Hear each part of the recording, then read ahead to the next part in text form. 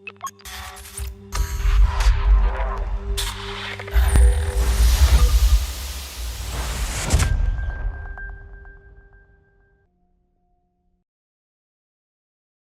pembelajar dan inovator muda, senang sekali hari ini kita bisa berjumpa lagi di Mentor, Meet the Inventor. Pembelajar dan inovator muda dalam dunia medis, pembelajaran yang efektif tidak hanya bergantung pada teori, tetapi juga pada latihan keterampilan klinis yang memadai. Salah satu bidang yang membutuhkan pelatihan intensif adalah kardiologi dan kedokteran vaskuler, di mana prosedur seperti angiografi koroner dan kanulasi arteri koroner memegang peran krusial dalam diagnosis dan terapi penyakit jantung. Untuk menjawab tantangan ini, Departemen Kardiologi dan Kedokteran Vaskuler FKKMK UGM menjalankan proyek Cardiac Imaging dan Digital Cardiology. Dalam proyek ini dikembangkan beberapa inovasi media pembelajaran, diantaranya simulator angiografi koroner atau C-arm, kemudian simulator kanulasi arteri koroner, dan aplikasi Gamma Cardio Expert. Ketiga inovasi ini bertujuan untuk meningkatkan keterampilan peserta didik program pendidikan dokter spesialis jantung dan pembuluh darah dan S1 kedokteran dengan pendekatan simulasi yang realistis, interaktif, dan aman bagi pasien. Pembelajar dan inovator muda, saat ini kita sudah kedatangan perwakilan inventor dari tim Cardiac Imaging dan Digital Cardiology, yaitu Dr. Putrika PR Garini, spesialis jantung dan pembuluh darah, konsultan, dan Dr. Diah Wulan Anggrahini, PhD, spesialis jantung dan pembuluh darah, konsultan. Selamat siang Dr. Putrika dan Dr. Wulan, apa kabar? Selamat siang, alhamdulillah baik. Sehat ya, Sehat. dokter? Alhamdulillah sehat. Oke. Nah, ini kita pengen ngobrol-ngobrol nih tentang inovasi yang dikembangkan di departemen ya. Yang pertama mungkin ke Dokter Wulan ya, Dok. Bisa diceritakan bagaimana awal mula proyek ini dijalankan, Dok? Ya, terima kasih Dr. Hengki atas undangannya pada siang hari ini.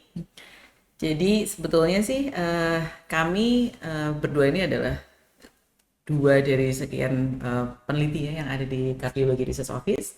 Kebetulan kami core lead dan memang kita ada beberapa subsection di bawah core lead itu untuk penelitian-penelitian klinis sampai dengan penelitian-penelitian dalam bidang pendidikan seperti ini. Ya. Dan awalnya sebetulnya dari Dr. Putrika, beliau yang menginisiasi untuk media pembelajaran. Tujuannya untuk mempermudah bagi peserta didik, apakah itu S1 ataukah PPDS, dan mungkin juga sebetulnya nanti dari pendidikan keperawatan bisa mengutilisasi atau menggunakan ini. Yeah. Gitu. Jadi dulu mungkin awalnya baru dicoba bagaimana sih mencetak dari file CT scan itu untuk dicetak dalam printer 3D, karena beliau ini bidangnya memang atau keahliannya memang dalam bidang cardiac imaging. Oh, cardiac imaging. Ya, sehingga source atau sumber file-file itu banyak sekali dari CT scan, dan ketika melihat kok banyak sekali ya variasi-variasi bentuk jantung, kemudian bagi peserta didik sendiri yang ditemukan dalam kita mengajar itu ternyata kesulitan dalam visual spasialnya. Gitu, walaupun itu sudah dalam bentuk CT ya, sudah dalam bentuk CT, ternyata peserta didik ini visual spasialnya kok masih juga agak kesulitan gitu, walaupun jantung itu kan bagian kecil dari anatomi, human anatomy. Sehingga beliau beride bagaimana kalau dicetak itu apakah kemudian bisa menjadi lebih mengerti gitu. Ternyata ketika dicetak, oh ini bentuknya betul-betul menyerupai the real pasien, dan itu kita bisa menjadi kayak patient oriented gitu ya untuk pembelajaran gitu. Kalau kelainannya A, nanti ketika dicetak ya kelainannya tetap A. Sementara untuk yang satunya ini kebetulan dari kami yang berpikir juga selain dalam bentuk hardware, kita coba dalam bentuk softwarenya. Kalau aplikasi seperti apa, apakah itu nantinya akan mempermudah, karena terus kita lihat yang generasi yang dalam apa misalnya mahasiswa-mahasiswa yang generasi sekarang ini kan nggak seperti kita dulu ya. Saya dulu jam 8 malam harus ke perpus buka Ya, kelas. betul. Sobot apa meter lah gitu. Sekarang semuanya udah dalam genggaman tangan. Kita coba kalau bentuknya agak dalam bentuk mobile, kemudian diwujudkan dalam 3D. Terus sekarang ada yang teknologi yang namanya extended reality. Ya, kita coba nanti kira-kira akan mempermudah sebagai pendamping mahasiswa belajar yang konvensional atau tidak. Itu sih kurang lebih. Dan juga dalam konteks kemarin ada COVID ya. Itu kan kita daring terus ya. Betul. Jadi ini kalau sekarang ini eranya sudah era blended learning gitu. Kalau digital toh juga bosen dan jenuh. Kalau konvensional saja gitu mungkin terlalu outdated gitu. Jadi kalau di blended gitu mungkin jauh lebih menarik. Iya, oke. Ya mungkin bisa kita elaborasi lebih dalam lagi ya. Mungkin ini kita beralih ke Dokter Putrika ya. Mengapa sih inovasi ini sangat perlu gitu? Terutama untuk residen ya, dan juga nanti pengembangannya tadi disebutkan untuk S1 kedokteran dan juga keperawatan begitu dok. Iya, sebenarnya ini semua mungkin juga berawal dari pengalaman kami semuanya yang dulu pernah jadi PPDS kayak gitu ya. Jadi maksudnya ketika membayangkan, pertama kali mungkin dari membayangkan jantung terlebih dahulu. Mungkin saya kasih contoh ya. Jantung itu sayangnya bentuknya adalah tidak yang kemudian tegak begini, tidak yang begini, itu enggak. Dia adalah bentuknya, jantung itu adalah posisinya seperti ini. Jadi dia agak sedikit, kemudian ketika membayangkan adalah ketika pembuluh darah itu dilakukan kateterisasi, itu kadang-kadang tidak sesuai. Jadi si istilahnya gitu yang si alat yang untuk si armnya itu kemudian dari posisi dari mana sehingga ketika kalau kita 3 dimensinya itu tidak yang benar-benar kuat banget, itu nggak bisa membayangkan seperti itu. Nah, jadi ketika kita tidak bisa membayangkan, saya juga tidak yakin bahwa mahasiswa yang lain, mahasiswa PPDS kardiologi ini juga bisa membayangkan seperti itu. Jadi kemudian kalau itu kita kembangkan dalam bentuk, mungkin yang pertama adalah hardware dulu, baru kemudian yang selanjutnya adalah software. Ketika jantung itu seperti itu, misalnya seperti ini, kemudian dia ada pembuluh darah koronernya, kemudian dilihat dari posisi si armnya dari sini atau dari sini. Si arm ini dalam artian sebenarnya adalah si arm yang truly si arm, real si arm yang dikateterisasi seperti itu. Ketika dia posisinya begini, itu mungkin posisi dari pembuluh darah jantung juga akan berubah. Nah, itu adalah dari segi tadi yang disebut Dokter Wulan sebagai visuospasial. Kayak gitu. Ya, jadi nanti bentuknya itu kadang-kadang bisa sedikit berubah. Kayak gitu. Kalau sedikit berubah kita tetap harus mengenali ini sebagai apakah left anterior descending dan sebagainya. Kemudian yang kedua yaitu keterampilan untuk melakukan kanulasi. Jadi ketika kita akan melakukan kanulasi itu kan entah dari radial atau dari femoral, kemudian untuk sampai ke aorta, kemudian kita akan menyangkutkan si wire-nya ini untuk sampai ke pembuluh darah koroner, itu dibutuhkan keahlian. Nah, ibaratnya sama seperti kalau kita nyetir pertama kali. Tentu saja nyetir itu ya nggak langsung kemudian langsung kita di jalan raya kan nggak. Biasanya kan kita akan nyetir itu ya pertama kali di tempat yang lapang, sepi, seperti itu. Nah, tentu saja adalah akan lebih baik kalau ketika mencoba itu dulu, feel-nya dulu adalah feel itu di bukan real manusia. Nah, jadi itu sebabnya supaya bisa ngerasain feel-nya dari ketika menggerakkan si wire-nya itu adalah makanya kita menciptakan alat yang kedua. Jadi di sini tuh sebenarnya kalau untuk hardware kita punya 2, yaitu yang pertama adalah untuk menciptakan visuospasial, dan yang kedua adalah yaitu untuk keterampilan melakukan kanulasi. Jadi sebabnya ada 2 alat di sini. Selain nanti yang alatnya yang punya Dokter Wulan yang si digital itu tadi. Jadi memang karena ada kesulitan memindahkan. Kalau kita dulu kan belajar 2 dimensi nih. 2 dimensi, begitu mau tindakan di pasien kok ternyata 3 dimensi gitu ya, jadinya susah gitu ya. Nah, berarti penting banget ya memang disediakan inovasi yang membuat mahasiswa itu bisa belajar 3 dimensi, kemudian tidak langsung ke manusia ya, karena ini nanti mungkin menyangkut masalah safety juga ya, Dok ya. Oke. Ya, menambahkan sebetulnya kalau yang di C-arm itu inti utamanya adalah kita concern dengan pasien safety kan. Karena kan kita mendidik peserta didik yang sebagian besar di dalam kardiologi itu banyak keterampilan tangan ya dan hands on.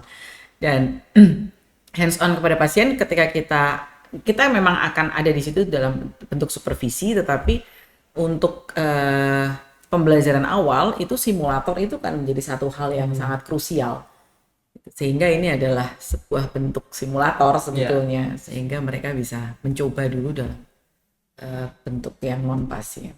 Oke, terus kemudian kita beralih ke tantangan nih. Nah, kira-kira tantangan apa saja yang dihadapi dalam metode pembelajaran konvensional sehingga ketika inovasi ini dikembangkan gitu. Tadi sudah disebutkan bahwa kalau 2 dimensi gitu kita baca buku terus kemudian ke pasien ini kadang-kadang kaget atau gambarannya mungkin berbeda. Mungkin tantangan-tantangan apa lagi yang ditemukan dibandingkan dengan pembelajaran yang sudah 3 dimensi ini tadi ya? Kalau pakai konvensional saja. Iya.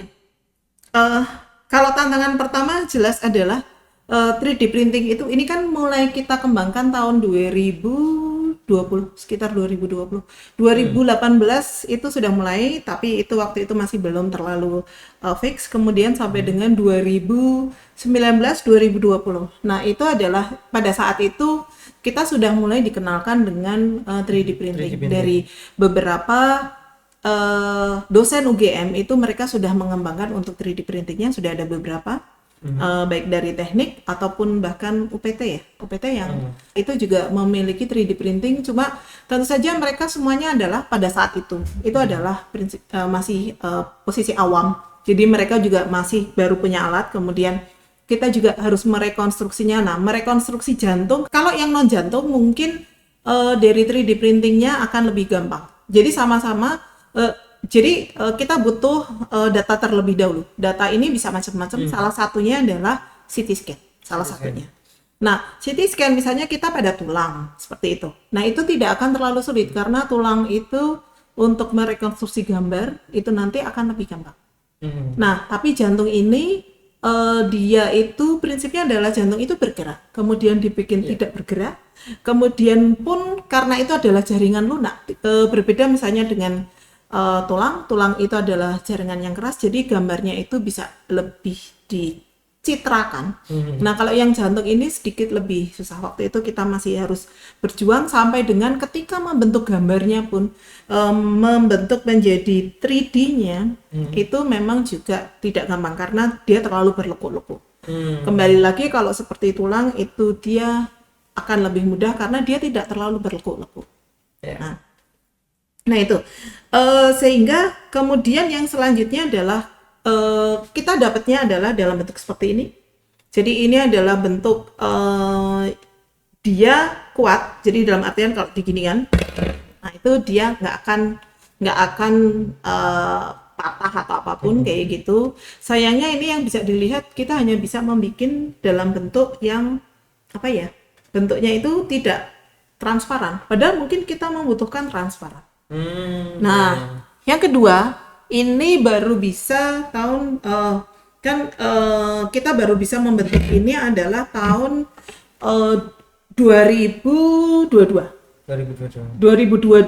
kita bisa membuat ini. Tapi sekali lagi ketika ini nanti kalau kena cahaya kan salah satu dari si alat ini yaitu kanulasi itu dia kanulasi coronary angiografi itu dia akan menembus cahayanya, dan ketika menembus maka dia akan berpendar. Nah, kita harus membuat supaya ketika itu tidak kemudian berpendarnya harus seperti mirip aslinya. Tapi aslinya apa? Aslinya adalah pakai radiasi. Di sini kita nggak mungkin pakai radiasi seperti itu. Jadi itu sebabnya kita hanya pakai cahaya biasa, dan itu ketika dengan alat seperti ini dia akan berpendar atau hitam warnanya. Jadi kemudian akan berbeda. Nah, itu dia. Itu tantangan yang selanjutnya. Kita bahkan sampai dulu kita sampai punya beberapa rekanan Dan dari beberapa rekanan itu akhirnya kita memiliki satu rekanan yang cukup memiliki motivasi yang sama. Ketika memiliki motivasi yang sama, semangat yang sama, oke. Setelah itu kita selalu bersama dengan rekanan tersebut. Begitu. Oke, ini tadi ada 3 inovasi ya, Dokter Putrika dan Dokter Wulan. Nah, kira-kira sebenarnya apakah ketiganya itu saling melengkapi dan bagaimana hubungan antar ketiga inovasi ini? Ya, jadi sebetulnya memang ini 3 inovasi yang berbeda. Ya. Yang ada yang bentuknya berwujud dan ada yang bentuknya software. Gitu. Dan yang bentuk berwujud ini kita juga sebetulnya merupakan sebuah wujud dari anatomi, jadi derived by CT scan.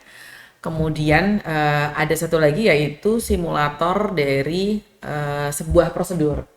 Itu yang disebutkan Dr. Putrika tadi. Jadi simulator dari kanulasi dan C-arm. C-arm itu sebetulnya kan alat dari radiologi. Ya, alat radiologi yang kemudian itu merupakan radiasi dan itu dipakai untuk pencitraan. Nah, ini sebetulnya satu dan yang lain ya memang ada kaitannya gitu. Jadi kalau yang 3D scan derived ini adalah memberikan pembelajaran atau memberikan visualisasi kepada mahasiswa, oh seperti ini ya bentuk dari real anatomi yang sebetulnya kan kita tidak melakukan dissection kepada pasien. Dan mahasiswa itu belajar melalui image modality juga, melalui ultrasound, kemudian melalui CT, kemudian melalui radiologi atau melalui C-arm itu. Tapi kemudian ketika sudah dicetak, mereka akan bisa melihat, oh ini seperti ini nih bentuk kelainannya. Contohnya, ini kita punya apa nih ya? Oh, ini PDA. Ini contohnya kelainannya. Ya, jadi ini kan bentuk kelainan, ini kayaknya ventricular septal defect. Jadi ini ventricular septal defect gitu. Jadi ini memang tampaknya aja sih kalau dilihat ini kayak jantung terus ada bolongannya gitu kan. Tapi ini sebenarnya dia di printing dari image realnya dari pasien. Nah, ini seperti ini. Kemudian ini kalau kita letakkan di atas ya, kita membuat lagi yang bentukan untuk printing yang coronary artery. Coronary artery, sehingga ketika kita letakkan di atas meja yang bentuk simulator itu, jadi ada simulator yang kanulasi itu dia ada meja, kemudian nanti ini bisa kita letakkan dan ada C-arm-nya. Dan C-arm-nya itu ketika dinyalakan maka akan ada di layar komputer kita akan bisa melihat pencitraan yang mirip sekali seperti di laboratorium kateterisasi.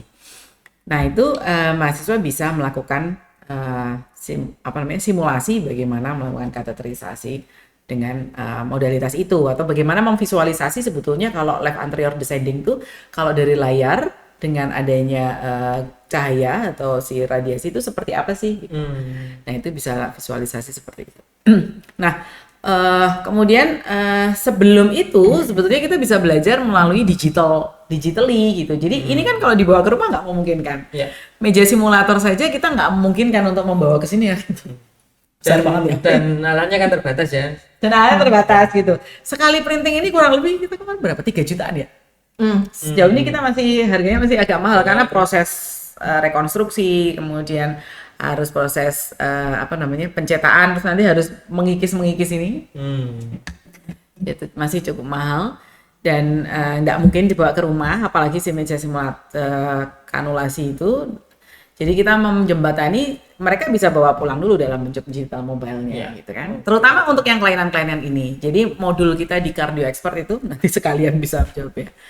Yang di Cardio Expert itu kita sudah sampai pada modul untuk kelainan jantung yang patologis. Nah itu mereka bisa untuk selain dicicil lah ya. Dicicil kemudian nanti bisa kemudian dilihat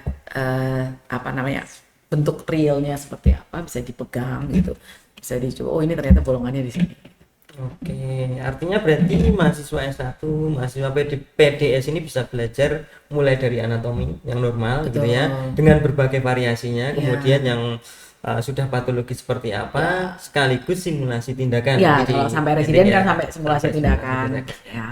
Seiring dengan denyut jantung yang meningkat, tekanan gradiennya akan semakin meningkat. Itu rupanya semakin lama semakin semakin panjang kita kuliah semakin ruwet itu rupanya mahasiswa. Augmented reality ini memang experience ya ternyata untuk orang itu, dia lebih bisa membayangkan 3D tapi tidak dalam bentuk real, tetapi bisa dibawa kemana-mana. Kayaknya anatomi jantung tuh begitu masuk kelas sudah lupa. Lupa. Nah, diterangkan dosennya terus makin mumet gitu.